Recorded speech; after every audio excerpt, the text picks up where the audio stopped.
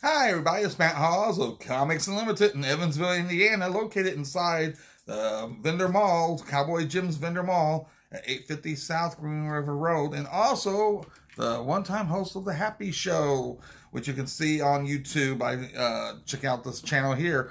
Meanwhile, today the reason I'm going ahead and making a video is I wanted to point out that I picked up some more copies of Our Gang, the Little Rascals History with Comics. I'm doing an opening right now. I'm opening this box with, from Amazon with my trusty little key here. Now I'm going to have more physical copies I ordered that will coming soon, but I ordered a small amount to begin with. And then it's available on Amazon. If you search for Our Gang or the Little Rascals History, or of course the full title, or with my name, you should get the result. It should be in the first few results. It seems to be pulling up that way for me. So, okay, now I ordered a proof copy a while back, and there's one difference right off the bat that I remember now. The other one had more of a matte finish on the cover. No pun intended, matte. But I decided to do more glossy this time because the matte to me felt a little tacky on whenever I was touching it. But here's when you got the glossy cover, so that's nice. This is one of the books inside the box. I got like a few copies there, and excuse me here in a moment. You might hear some sounds from my my furnace, the air conditioner going on there. Anyway, hopefully you'll still hear me clear enough here. But this is the book. That's the cover. And this time it doesn't have the not for resale watermark that Amazon loves to put on proof copies. I don't know what's the big deal with that. But anyway, so yeah, got everything here. Got inside here. Got the book here. Like I'm just rambling now. I'm just because I'm taking a look at it while I'm talking here because I have to reformat this thing. See, when I looked at the proof copy, there was a bit of text that was going too close to the spine. I wasn't happy with that, so I went ahead and readjusted things, and it definitely looks better now. And anyway, so here is that book again, and it opens up with a picture of Walt Kelly's versions of the gang from Our Gang comics from the 1940s. Got the legal info and all that fun stuff. Once again, we have a picture of Dickie Moore reading a comic strip page rather. And use a little bit more of the artwork from Walt Kelly there.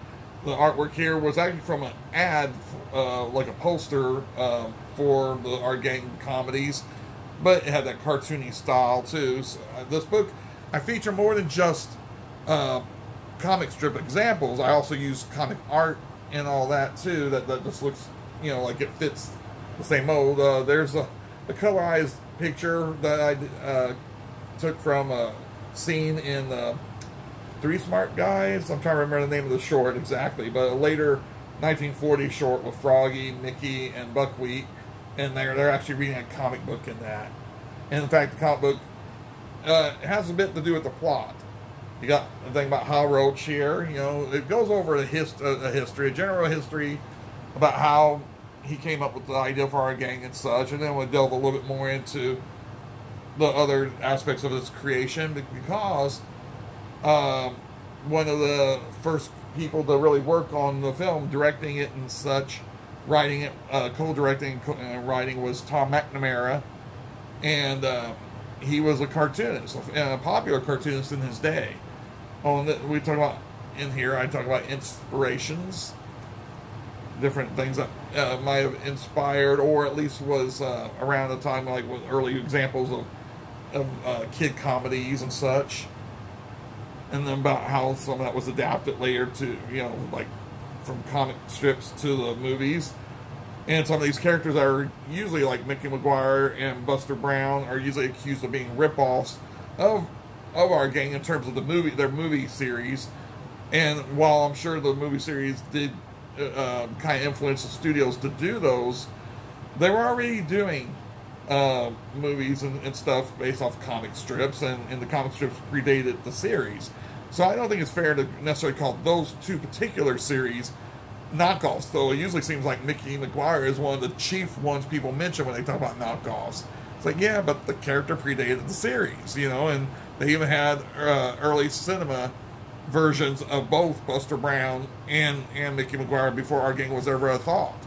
So I wouldn't necessarily call them knockoffs, though I don't doubt that it was because of their success, or because of the success of our gang, that got the movie studios to do another short with the cartoon or comic strip characters. Anyway, yeah, there's the thing from an old Keystone Kids film, and then again, to like, there's the thing about Tom McNamara, and I have examples of his artwork and stuff that he did for his Us Boys strip, as well as other stuff. So you can look at some of his cartooning there. H.M. Beanie Walker, who was talented himself as an artist, and did like a lot of the title cards and such. But he was also friends with George Harriman from Crazy Cat, and Crazy Cat seems to have a little bit of I don't know if I would say influence, but he seems to pop up around the Hal Roach studio a little bit, because he had an office there, and he drew some Crazy Cat strips there. And down here, in a colorized version of the photo, it's a frame taken from Firefighters, one of the early Our Gang shorts, the second one, I think, if I remember correctly. And the little girl is holding a Crazy Cat doll. And I just kind of wonder that's one of the ones that McNamara worked on, was that put in there as a little nod to him. And speaking of George Harriman again, then we got a thing that was done for, I think it was for the 20th anniversary of Hal Roach's studios. And this was given to him by George Harriman. It has a lot of different things on it. In fact, representations of the gang and Sunshine Sammy, as well as Laurel Hardy and other people from the Hal Roach lot. We got Gus Means, or Mines, I think it's Means. Gus Means, who was a director who did a lot of 1930s versions of shorts of the Our Gang. He also did Buster Brown. Anyway, you got examples of his artwork and his cartooning for different publications. You got early publication with what's the name of that thing? Cinemundio. It was aimed at a Spanish-speaking audience. So forgive me if I'm mispronouncing that, but this is a cartoon that featured some of the gang members in it from the 20s. And then, I talk about La Pandilla, which is the first ongoing comic strip I could find, the earliest example that has to do with our gang. It's from the mid-1920s. It's a Spanish publication, and you can even see, like, they based this picture that was at the top, like the header of each comic strip. They based it off of a photo that has the gang right there.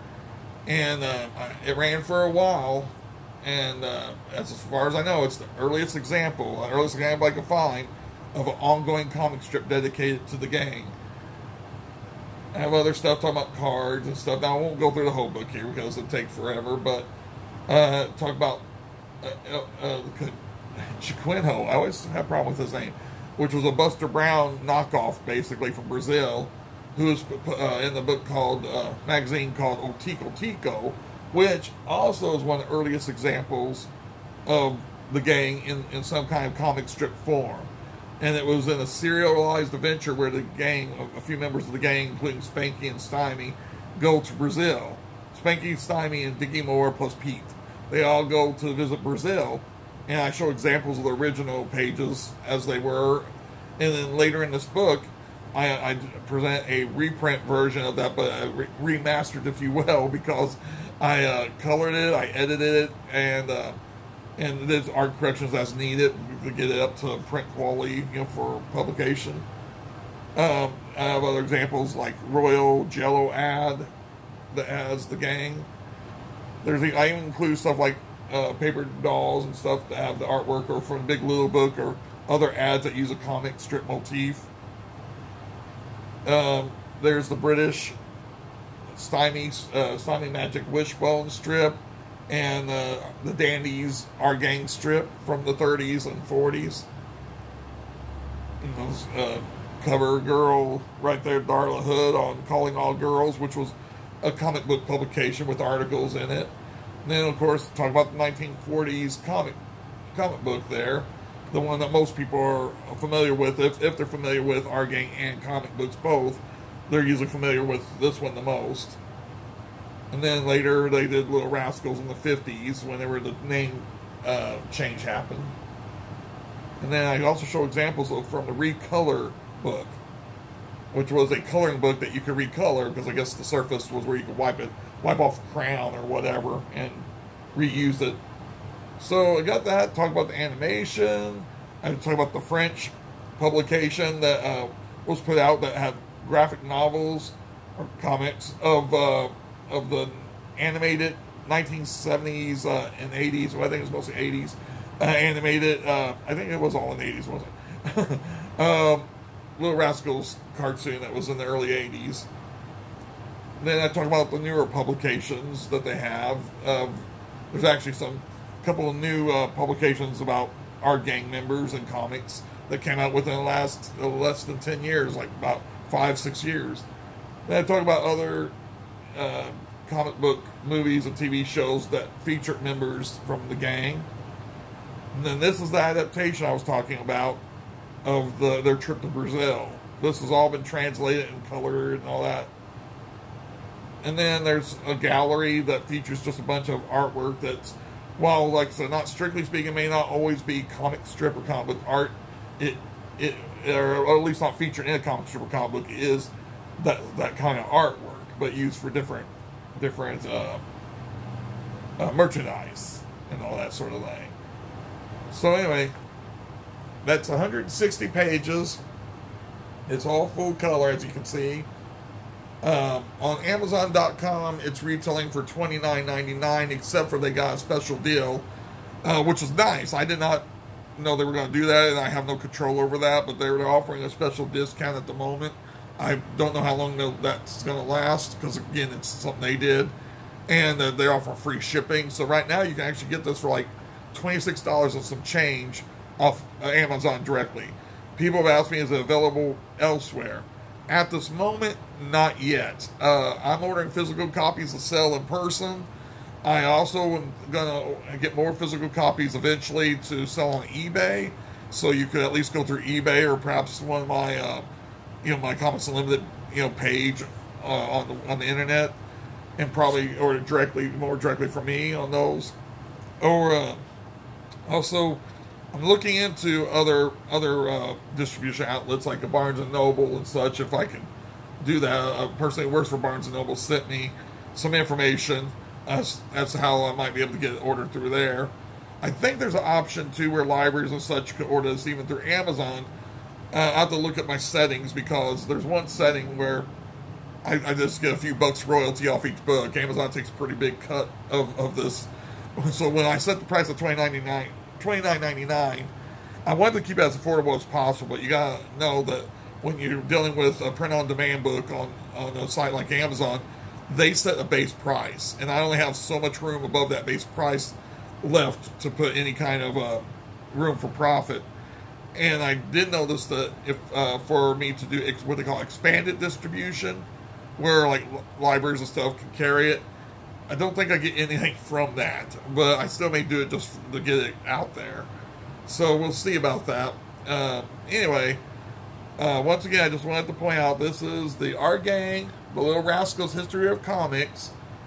And I think anybody who's into the Little Rascals and Our Gang, same thing. But if you're into the series, and if you're into comic books, and especially if you're into both, I think you'll really get a kick out of it. And I hope you enjoy it. If you do, whether it's on this video here in the comments, or whether it's on Facebook, if you see me on Facebook, wherever, let me know, or wherever, you can contact me, let me know what you think of the book. Hopefully you'll enjoy it, and I'm hoping to have some more books published soon. I'm working on a Frankenstein adaptation next. That's the next big project I really have in mind.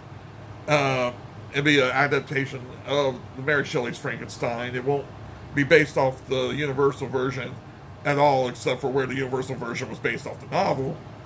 So it'll be my spin on on the actual novel from the 1800s. So, anyway, I think that's it for right now. And again, please check this out if you can. Hopefully you'll get a kick out of it. And I thank you. I'll talk to you next time. Yay!